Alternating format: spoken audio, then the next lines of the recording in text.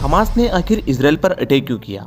बेशक ये लड़ाई आज काफी ज्यादा बढ़ चुकी है, लेकिन इस वीडियो में हम ये जानेंगे कि इस वॉर के पीछे इन दोनों देशों का क्या मकसद है और कितने समय से हमास और इजराइल का ये विवाद चला आ रहा है। तो इसके लिए पहले हम इन दोनों देशों की जियोग्राफी को समझ लेते हैं। इस मैप को अगर आप ध्यान से देखोगे तो इजराइल के ईस्ट में है जॉर्डन, नॉर्थ में है सीरिया और लेबनान और साउथ में है इसके इजिप्ट। इस इजराइल के मैप को ध्यान से देखने पर आपको इसके अंदर छोटे छोटे पैचेस दिखाई देंगे। ये जो पैचेस है वो फिलिस्तीन है और इस पूरे एरिया को वेस्ट बैंक के नाम से जानते हैं। इस वेस्ट बैंक का ज्यादातर जो एरिया है वो फिलिस्तीन के पास है। इसके अलावा अगर आप इजराइल के वेस्ट में देखो तो यहाँ पे आपको एक छोटा सा एरिया दिखाई देगा जो गाजा स्ट्रिप का है और इस पूरी गाजा स्ट्रिप को हमास कंट्रोल करता है। हमास ये एक टेररिस्ट ऑर्गेनाइजेशन है जो 2007 से गाजा स्ट्रिप को कंट्रोल कर रहा है और हमास का मतलब होता है इस्लामिक रेजिस्टेंस मूवमेंट। अब वापस वेस्ट बैंक की तरफ आते हैं तो वेस्ट बैंक के सेंटर में आपको जेरूसलम देखने को मिलेगा और यही जेरूसलम इस पूरे विवाद का केंद्र बिंदु है। अब ऐसा तो क्या है जेरूसलम में कि इतने बड़े विवाद का कारण ये बना हुआ है? तो ये जो जेरूसलम है ये इस्लाम और यहूदियों दोनों ही धर्मों के लिए एक प्रमुख आस्था का स्थान है और इसी जेरूसलम को लेकर इजराइल और सारे मुस्लिम देश आपस में कई बार लड़ चुके हैं। और इसके अलावा फिलिस्तीन और इजराइल दोनों ही जेरूसलम को अपनी राजधानी के तौर पर भी नामित करते हैं। अब ये तो हमने जान लिया कि विवाद का केंद्र बिंदु जो है वो जेरूसलम है, लेकिन आखिर विवाद शुरू कब और कैसे हुआ इसको समझते हैं। तो विवाद की शुरुआत होती है मुख्य तौर पर 1917 में, जब ब्रिटेन द्वारा बेलफोर अनाउंसमेंट को अपनाया गया। अब ये क्या होता है?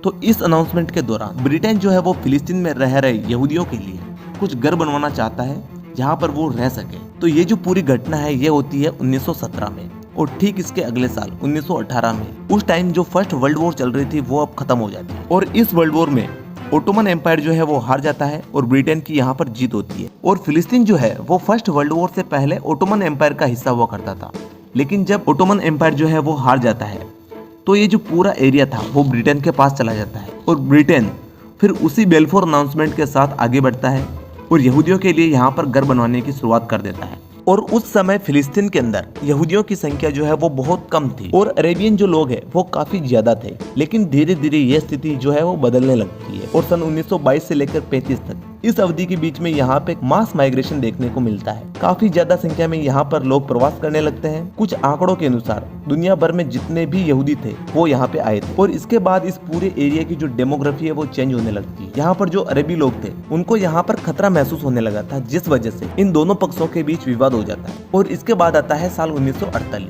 अब साल 1948 से पहले जो फिलिस्तीन है वहाँ पे ब्रिटेन की आर्मी हुआ करती थी क्योंकि ये पूरा एरिया ब्रिटेन के पास था, लेकिन 1948 में इस विवाद को बढ़ता देखकर ब्रिटेन जो है वो अपनी आर्मी को वहाँ से हटा देता है क्योंकि ब्रिटेन का मानना था कि अब वो इन दोनों पक्षों के बीच लड़ाई को कंट्रोल नहीं कर सकता। तो इस वजह से ब्रिटेन वहां से अपनी आर्मी को हटा लेता है और इस पूरे मामले को यूएन में ट्रांसफर कर देता है। इसके बाद यूएन पार्टीशन प्लान लेके आता है जिसमें 2 स्टेट सॉल्यूशन लाया गया।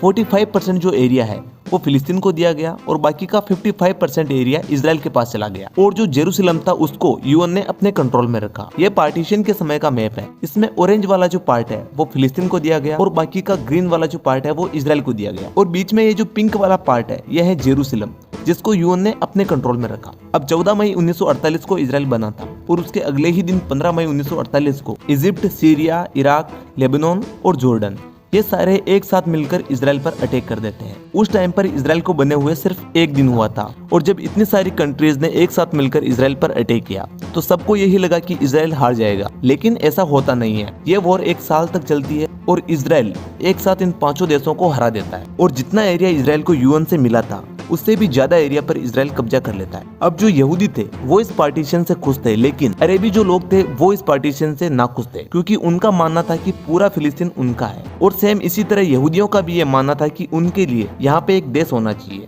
तो ये जो पूरा विवाद था ये वहाँ की जमीन को लेकर था, लेकिन बाद में इस पूरे विवाद को धर्म से जोड़ दिया जाता है। यहूदियों का मानना था कि जो जेरूसलम है ये उनके पूर्वजों का स्थान है, ऐसा उनके धार्मिक ग्रंथों में बताया गया है और इसी तरह अरेबियों के लिए भी जेरूसलम को उनके धर्म में काफी ऊंचा स्थान माना जाता है। तो यही दोनों कारण है जिस वजह से इजराइल और फिलिस्तीन के बीच ये लड़ाई हो रही है। अगर आप चाहते हो कि इसका अगला पार्ट भी मैं आपके लिए लेके आऊं तो कमेंट में बता देना और वीडियो अगर आपको इन्फॉर्मेटिव लगी हो तो वीडियो को लाइक कर देना और चैनल को सब्सक्राइब कर देना ताकि आने वाले अच्छे वीडियोस आपको मिल सके।